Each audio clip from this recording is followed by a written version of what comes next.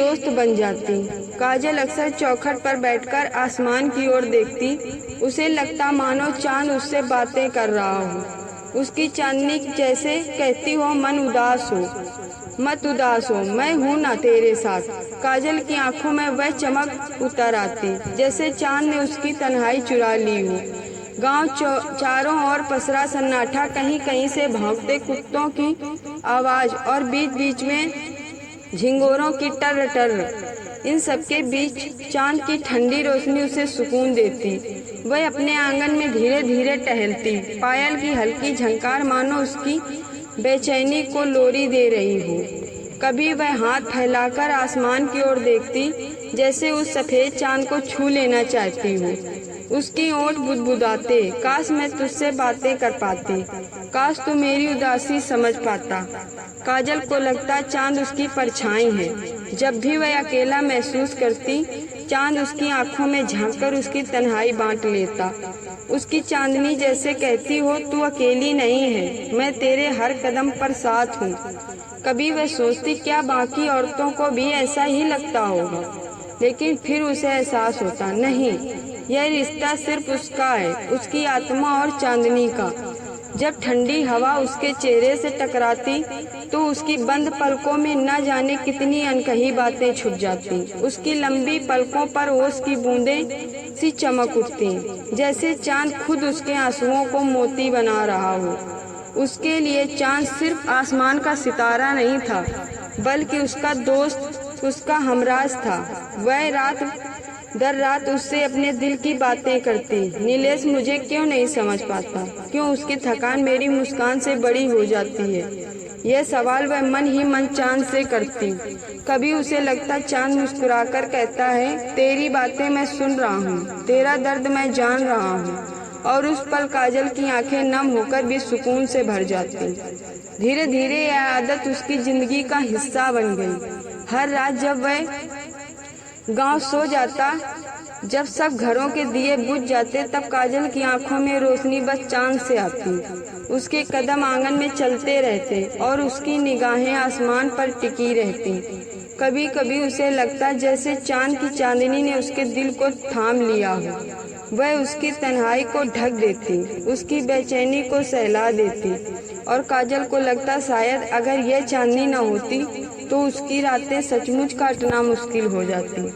गांव में मेहनतकश लोगों की कोई कमी नहीं थी, लेकिन उनमें से कुछ गिने चुने लोग ही थे जिनके पास धन और दौलत की भरमार थी।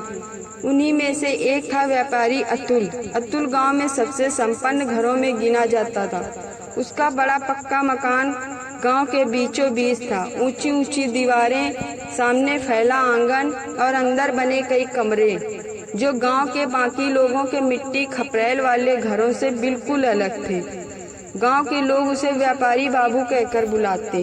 अतुल का व्यापार लकड़ी, अनाज और कपड़े तक फैला हुआ था। वह शहर से सामान मंगवाकर गांव में बेचता और गांव से लकड़ी व अनाज शहर बेचता। लोग कहते गांव में अगर किसी को उधार भी चाहिए तो अतुल ही देगा। उसके पास पैसे थे, पर पैसे के साथ साथ उसका नाम और दबदबा भी था। लेकिन अतुल की असली ताकत उसका घर नहीं, बल्कि उसकी पत्नी संध्या थी। संध्या का व्यक्तित्व बड़ा ही शांत और कोमल था। वह भले ही संपन्न परिवार की बहू थी, लेकिन उससे घमंड रत्ती भर भी नहीं था। उसके बोलने का अंदाज नरम था और चेहरा हमेशा मुस्कान से भरा रहता।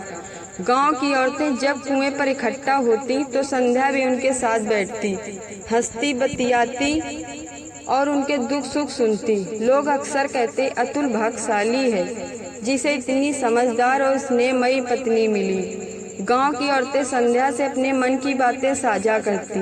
वह सबको सलाह देती, ढांढस बंधाती और कई बार मदद भी करती। उसका मन मानो गांव की औरतों को सहारा था। लेकिन संध्या के अपने जीवन में भी कुछ खालीपन था। अतुल दिन रात व्यापार में व्यस्त रहता। सुबह से लेकर देर रात तक उसका ध्यान सिर्फ गिनती और सौदों में लगा रहता। घर की समृद्धि बढ़ती रही, मगर संध्या के दिल में एक सूनापन पनपता गया। संध्या और काजल में अजीब सी समानता थी। दोनों की दुनिया में प्यार की कमी थी। अंतर बस इतना था कि काजल का पति मेहनतकश था जो थककर चुप हो जाता, और संध्या का पति व्यापारी था जो धन में इतना खोया था कि रिश्तों की तरफ देख ही नहीं पाता था। कभी कभी काजल और संध्या की मुलाकात कुएं या मंदिर में हो जाती। दोनों की नजरें मिलती और जैसे बिना कुछ कहे ही वे एक दूसरे का दर्द समझ जाती। काजल अक्सर सोचती, इतनी दौलत होते हुए भी संध्या की आंखों में ये उदासी क्यों है? और संध्या सोचती, काजल इतनी सुंदर है फिर भी इतनी चुप और अकेली क्यों लगती है? अतुल को गांव में मान सम्मान बहुत था। पंचायत की बैठकों में उसकी राय अहम मानी जाती। बड़े बुजुर्ग भी कहते, व्यापारी बाबू जैसा सूझबूझ वाला आदमी इस गांव को चाहिए। लेकिन इस इज्जत के पीछे उसकी दौलत ही मुख्य कारण थी। गांव के कई लकड़हारे, जिनमें नीलेश भी शामिल था, अपनी लकड़ी काटकर अंत में अतुल को ही बेचते। अतुल उन लकड़ियों को अच्छे दाम पर शहर भेजता और मुनाफा कमाता। नीलेश को बस उतना पैसा मिलता जिससे वह घर चला सके, लेकिन अतुल का खजाना बढ़ता चला जाता। संध्या कई बार अतुल से कहती, तुम्हारे पास इतना धन है, लेकिन अगर लोगों के सुख दुख में थोड़ा और समय दोगे तो शायद उनका दिल जीत सकोगे। अतुल सुनता तो था, लेकिन फिर वही जवाब देता, व्यापार ही सब कुछ है, यही हमारी ताकत है। अगर ये छूट गया तो कुछ नहीं बचेगा। धीरे धीरे संध्या का मन भी तन्हा रहने लगा। दिन भर नौकर चाकर और घर की चहल पहल के बावजूद उसके दिल में सन्नाटा गूंजता। वह अक्सर छत पर खड़ी होकर आसमान को देखती, जैसे कोई साथी ढूंढ रही हो। इधर काजल अपनी चौखट से वही आसमान निहारती। दोनों की नजरों के सामने वही चांद आता, वही सितारे झिलमिलाते, पर दोनों की तन्हाई अलग अलग घरों में कैद रहती। एक और लकड़हारा नीलेश, जिसकी मेहनत में जीवन का सार था, लेकिन उसकी पत्नी काजल अकेली थी। दूसरी ओर व्यापारी अतुल, जिनके पास सब कुछ था, लेकिन उसकी पत्नी संध्या के पास भी तन्हाई थी। उस रात भी काजल का मन बेहद बेचैन था।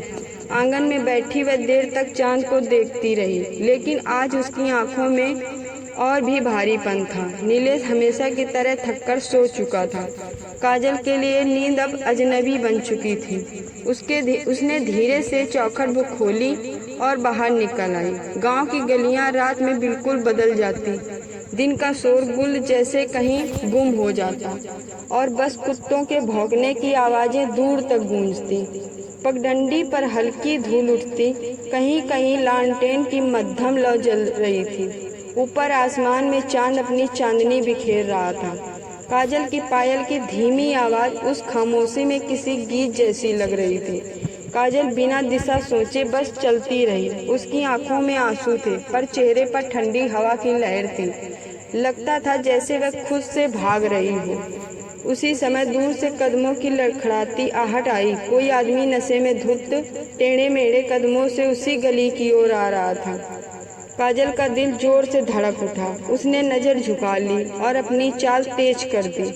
वो आदमी और कोई नहीं, सुल्तान था, गांव के सरपंच का बेटा। सुल्तान का नाम सुनते ही गांव वाले चुप हो जाते। वह अपनी रौबदार चाल, ऊंची आवाज और दबंग स्वभाव के लिए मशहूर था, लेकिन आज वह पूरी तरह नशे में डूबा हुआ था। हाथ में शराब की बोतल और चेहरे पर एक अजीब सी मुस्कान। जैसे ही उसकी नज़र काजल पर पड़ी, वह ठिठक गया। उसकी आंखों से नशे का पर्दा थोड़ा हट गया। ये तो काजल है, उसने बुदबुदाया। काजल का दिल कांप उठा। उसने सोचा, अब क्या करूं? अगर किसी ने देख लिया तो? लेकिन अगले ही पल सुल्तान की आवाज़ ने उसे रोक लिया।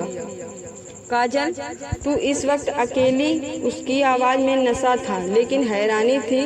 काजल ने नज़र झुका ली। सुल्तान उसके सामने आकर खड़ा हो गया। कुछ पल तक वह उसे देखता रहा। उसके चेहरे पर चांदनी पड़ रही थी और उसकी आंखों में अजीब सा सन्नाटा था। सुल्तान की हंसी गायब हो चुकी थी। उसने बोतल जमीन पर पटक दी। काजल, तुझको देखकर आज पहली बार लग रहा है कि इस गांव में और भी कोई है जो मेरी तरह अकेला है। काजल चौंक गई। आप अकेले? सुल्तान ने भारी सांस ली। हाँ, लोग समझते मैं सरपंच का बेटा हूँ, ताकत है, पैसा है तो खुश हूँ, पर सच ये है काजल, तेरे पास कोई नहीं जो मेरी बातें सुने। सब मेरे डर से झुकते हैं, पर कोई मेरे दिल तक नहीं पहुँचता। काजल के पैरों की पायल खामोश हो गई। वह पहली बार सुल्तान की आंखों में देख रही थी। उसमें नशे की धुंध के पीछे दर्द साफ झलक रहा था। और तू? सुल्तान ने रुकते हुए कहा, तेरे चेहरे पर वो मुस्कान क्यों नहीं दिखती जो तेरी आंखों में होनी चाहिए? तू भी तो अकेली है ना? काजल की पलकों पर आंसू चमक उठे। उसने कुछ नहीं कहा, बस नजरें झुका दी। हवा और ठंडी हो गई। दोनों कुछ देर खामोश खड़े रहे। सुल्तान ने धीरे से कहा, काजल, अगर कभी तुझे लगे कि तेरा दर्द कहने वाला कोई नहीं है तो याद रखना, इस गांव में एक सुल्तान है। उसके चेहरे पर हल्की झिझक और डर साफ झलक रहा था। पायल की धीमी धीमी आवाज उसके कदमों की बेचैनी बयां कर रही थी। सुल्तान, जो अभी कुछ ही पल पहले नशे में लड़खड़ा रहा था, अब मानो अचानक ठिठक कर होश में आ गया। उसकी आंखें काजल पर ठहर गई थी। उसने धीरे से फुसफुसाया, या खुदा, इतनी हसीन शक्ल तो मैंने कभी देखी ही नहीं। वह उसे देखता ही रह गया। काजल का दूध जैसा उजला रंग, उसकी बड़ी बड़ी गहरी आंखें और उसके चेहरे पर चांदनी का नूर, यह सब देखकर सुल्तान का दिल बेकाबू हो गया। उसके लिए यह नशे की झूठी नजर नहीं थी। यह पहली बार था जब उसने सचमुच किसी औरत को देखकर अपने दिल की धड़कनें तेज महसूस की थी। उसकी सांसें भारी हो रही थी। काजल, तू सच में किसी परी से कम नहीं। तेरी आंखों में कोई जादू है। मैं डूबता चला जा रहा हूँ। काजल चुप रही। उसने सिर और झुका लिया, मानो उसकी नजरों का बोझ सह नहीं पा रही है। सुल्तान एक एक कदम उसकी ओर बढ़ा। उसकी आंखों में अब नशे की धुंध नहीं थी, बल्कि एक अजीब दीवानगी थी। लोग कहते थे गांव में सबसे सुंदर औरत नीलेश की बीवी है। आज देखकर मान लिया, लेकिन लोग यह नहीं जानते कि तेरी आंखों में कितनी गहरी उदासी छुपी है। काजल का दिल धड़क उठा। उसकी तन्हाई का राज कोई समझ लेगा, यह उसने कभी सोचा भी नहीं था। सुल्तान अब उसके बिल्कुल पास आ चुका था। उसने कांपते हुए हाथ आगे बढ़ाया और धीरे से काजल के हाथ की ओर बढ़ा। पल भर के लिए समय थम गया। काजल ने हाथ नहीं हटाया, ना ही कोई शब्द कहे। उसकी चुप्पी में डर भी था और स्वीकार भी। उसकी सांसें तेज थी, लेकिन ओठ सिल गए थे। सुल्तान ने उसके हाथ को थाम लिया। उसकी हथेली मुलायम और ठंडी थी, जैसे किसी फूल की पंखुड़ी हो। सुल्तान की आंखें चमक उठी। काजल, मैं जानता हूँ तू चुप है, पर तेरी चुप्पी भी मुझे सब कह रही है। तेरे चेहरे पर जो मासूमियत है, तेरे दिल में जो दर्द है, उस सब ने मुझे पागल कर दिया।